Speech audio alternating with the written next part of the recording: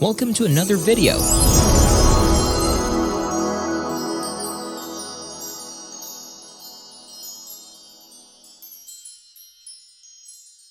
You probably hear most people ask you, how much do you make? But have you ever heard someone ask you, how much is your net worth? Actually, only rich people ask that. In this video, you will hear things like, John sold his stock options. He is worth more than $5 million. XYZ company is worth $9 million.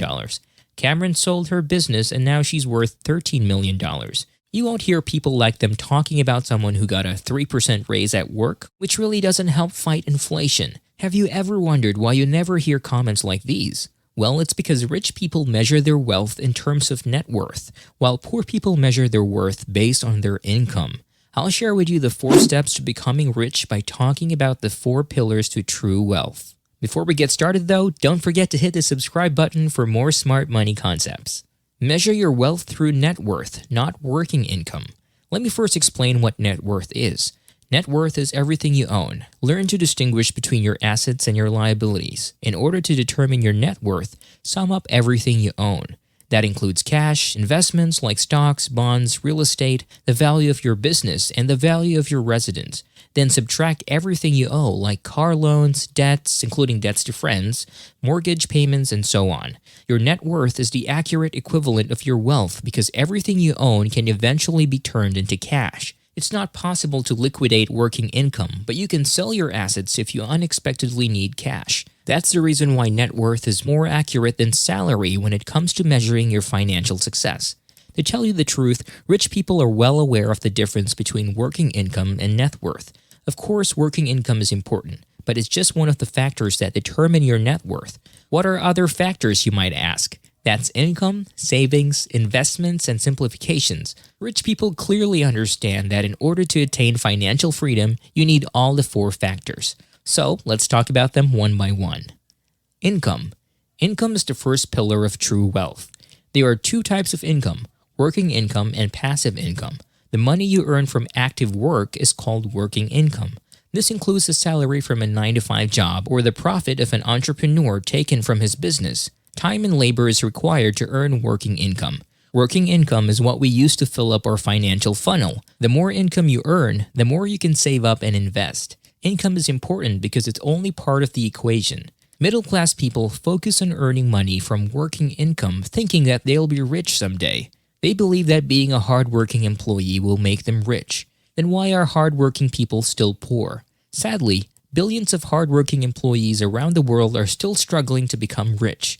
This is because working income is just part of the wealth equation. So if you want to increase your net worth, don't just focus on working income. Focus on passive income like the rich people instead. What is passive income? It is the money you earned without having to actively work for it. This income can also be used to fill up the financial funnel that can be used for spending, saving, and investing. Rich people have financial freedom. You see them living in nice houses, driving luxury cars, or owning the latest gadgets. Guess what? They can have these things without having to work. That's because their passive income exceeds their expenses. Warren Buffett said that if you don't find a way to make money while you sleep, you will work until you die. That's something to think about. So what are the passive income sources that rich people focus on? They are investments and businesses. Investments include stocks, bonds, T-bills, cryptocurrencies, and so on. You just have to invest in them and receive your returns after some time. Passive income through business is a bit different. You have to set up a business where it generates income with very little involvement. It can be an online business where you can hire a virtual assistant who can do the tasks for you. You can also have a real estate business which can be handled by a property manager. How come I didn't have any idea about passive income before, you might ask? Well, that's because this kind of real-life skill wasn't taught in schools. You are fortunate enough if you have friends and relatives who would impart this knowledge about passive income, and super lucky to have found smart money concepts. If not, you'd likely be limited to working income and never achieve financial freedom. Now that you're aware of the 2 types of income, working and passive income, let's talk about the next pillar of true wealth. Saving. Why is saving important? Well, you can earn money, but if you don't save it, you can never create wealth.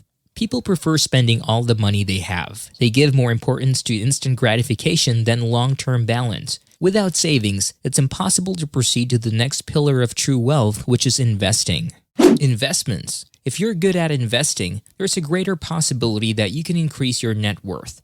Rich people invest their time, energy, and even their resources to learn more about investments. They aim to be excellent investors or hire an investor who can invest for them. Poor people think investing is not for them. For that reason, they never care about learning about investments. But to tell you the truth, every pillar of true worth is necessary for everyone to learn. Let's move on to the last one, simplification. If you're trying to save money, that means you have to simplify your life, having less money to live on. Want to hear a success story that will inspire you? Before we do that, hit the subscribe button and the notification bell to get notified whenever we post a new video. Now, let's talk about my friend Jack. When he was in his early 20s, he bought a nice house worth $300,000.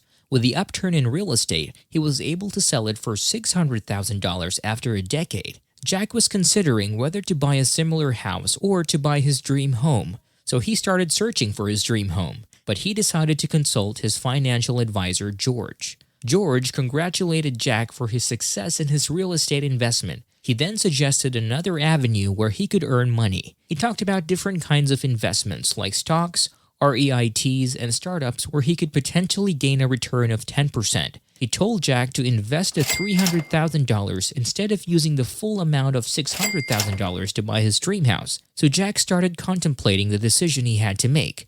If he could live off the 10% return he could potentially get from his investments, then he could quit his job. It became clear to him that investing is a wiser move than buying his dream home. As a result of Jack's wise decision, he is now enjoying financial freedom at the age of 30.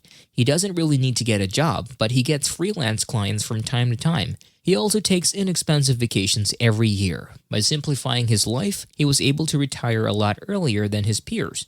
He is now living a lifestyle that some people only dream of. So how much money is enough for you? If you want to live in a mansion, having 3 vacation homes, having 10 cars, and taking vacations around the world, well, it might take you a really long time to be happy. But if you don't need those things, you can reach your financial freedom way sooner. Bear in mind that all 4 pillars are necessary to build true wealth.